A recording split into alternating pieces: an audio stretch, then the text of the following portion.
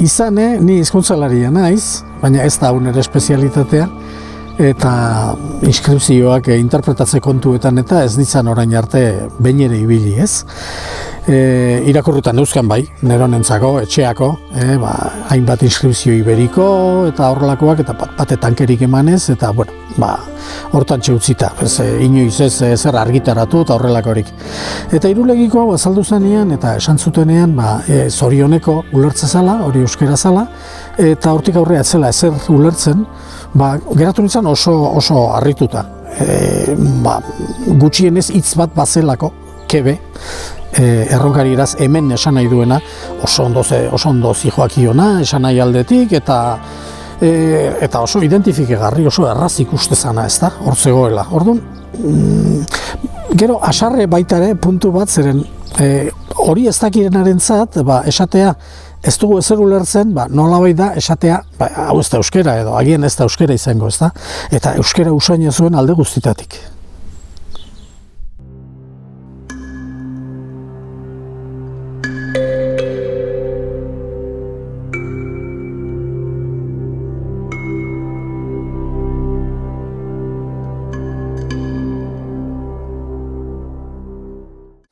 Eskuan jartzen duen testua zera da.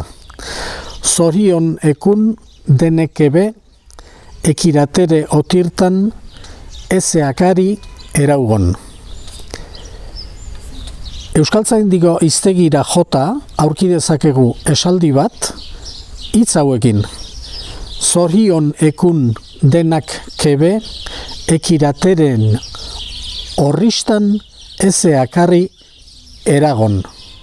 Ikusten duzuenez, ia esaldi berbera da, baina bigarren honetan sartzen diren hitz guztiak banan-bana hartuta euskaltzaindiko hiztegitik hartuta daude. Eta ia esaldi berbera da. Orduan, ez da bakarrik esaldi berbera, fonetikoki edo berdin entzuten den esaldia. Gainera, horrela hartutako, banan-bana hartutako hitz horiek, hiztegitik hartutako hitz horiek, esaldi koherente bat osatzen dute. Hori da kuriosoena, esaldi koherentea, esan nahi ez beterikoa. Eta hori oso zaila da, zuk probazazu hiztegi batetik alde-alde, banan-bana 10 hitz hartu, alkartu, eta ia zenbat aldiz ateratze zaizun esaldi koherente bat. Hori da, loteria tokatzea baino zailagoa da.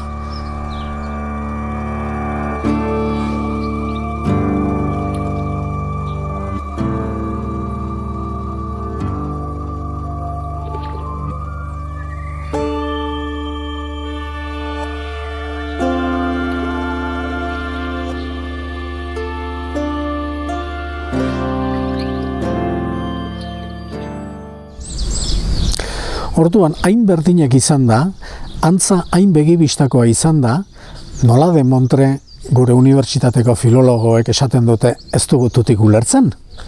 Hori da misterioa, ez da? Hor pixka bat aztertuz, gertatzen dena da, badituztela, beren azterbidetatik eta beren ikerketatik eta konklusio batzuk aurrez aterata, eta konklusio horien arabera, hor azaltzen diren hitz horiek, hain berdinak direnak, eta gaina esanai koherente bateko esaldi bat osatzen dutenak, ezin dira erabili. Zergatik ezin dira erabili?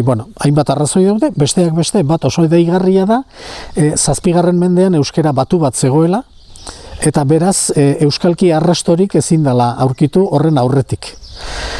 Eta beraz, naiz eta hitza horregon, ezin da erabili. Ezin du hitz hau izan, eta beraz ez dugu ezer ulertzen. Eta uste horrek ez du inolako oinarri zientifikorik. Beraz, labur bilbuta, zea daukagu. Eskuan dagoen testuak dio,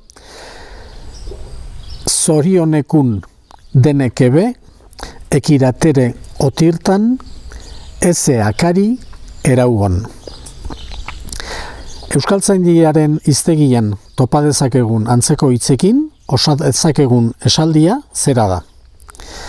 Zorion ekun denak keben, ekirateren orristan ez akartu eragon.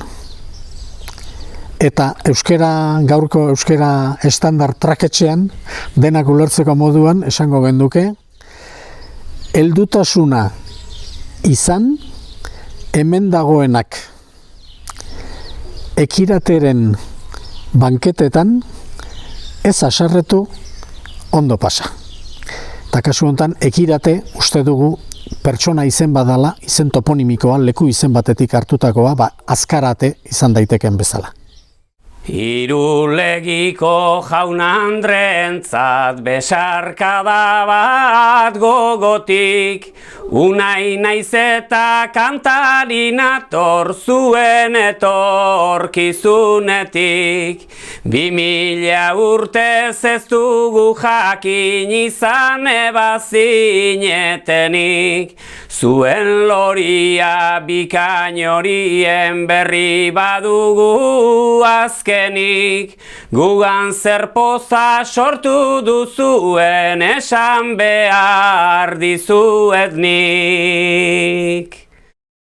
Gu ez bezala zuek zarete jende handik izalduna, gerrinez pata burdinezkoa urrezkoa eraztuna, inor lepoan ezarritako uztarririk aneztuna, irakurrita idazten ere aspalditik dakiana, nork lirudike haindir daitsua Euskaldunon iragana. Ikusten denez, esaldiaren esanahia oso normala, esanahi ez beteriko esaldi borobila da, iskinik gabea. Eta ez hori bakarrik, gainera jartzen bagara testuinguruan, garaiko testuinguruan, bikain lotze zaio esaldiaren esanahia garaiko testuinguruari.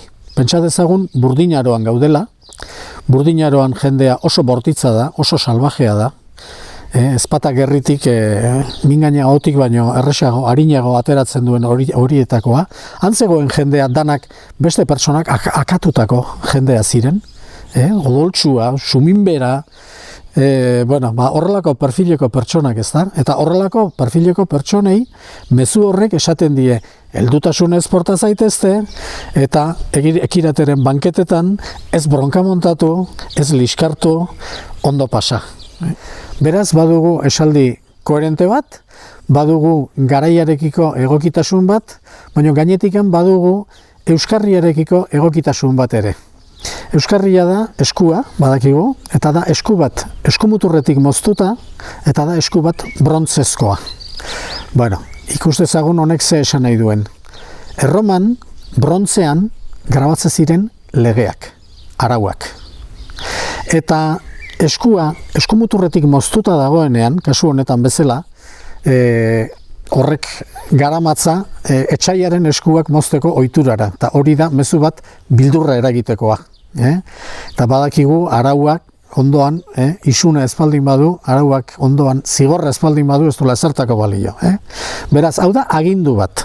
Honek esan nahi du esaldiak, ez dela gonbite adeitsu bat, esateko, ondo porta zaitezte, ez.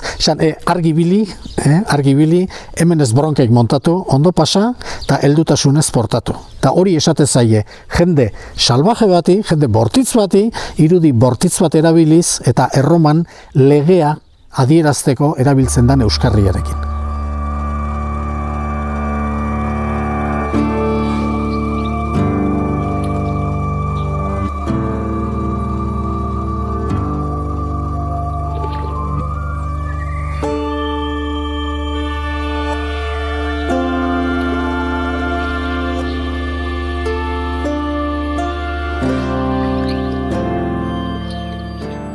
Eta azkenekoz dugu kokapena, eskuaren kokapena. Eskuan non zegoen, eskua zegoen etxeko ataburuan hiltzatuta.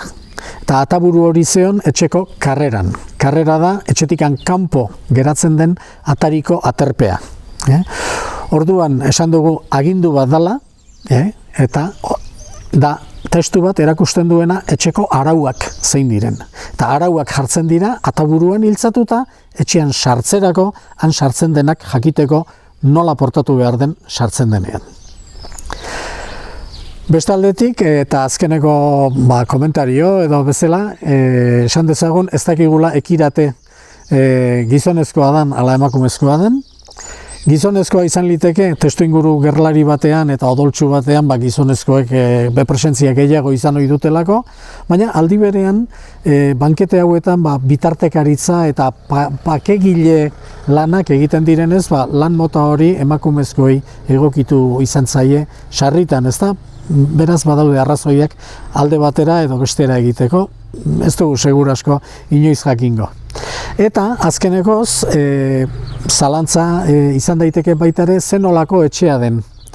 Etxe normal bat den, buruzagi baten etxea edo bakegile baten, bake epaile baten etxea bertan horrelako banketeak egiteko eta aprobetxatzen dena, ala etxe berezi bat den, herriko etxea. Inorena ez dana, baizik eta herriko bilerak eta banketeak eta batzarrak egiteko aprobetxatzen dena. Hori, pentsatzen dut, indusketak bukatzen direnean, arantzadik esan ahal izango digutela, bere tipologia nolakoa den, etxe normal bat den beste guztiak bezalakoa, ala etxe tipologia bereziko etxe baten. Liskartxu eta borrokazale brauspizten duzu esua, zuen artean ez da faltatzen zalaparta eta oiua. Gerratik kanpo ez da egokia, hauxe da nire kexua. Baitan duzuen pistitxar hori obelegoke lotua. Ekirateke atal buruan hiltzatu du abisuan. Buruzagi oi badelargia ongi ezautzen zatuzte, haren etxetik aiskidatuta pakean irten zaitezte. Urriskideen oiturarekin gu ere hobe gintezke, zuei eskerrak lehenazta orainaz ikasi dugu hainbeste, zuen goi maila horretaraino heldu nahi dugu ez beste.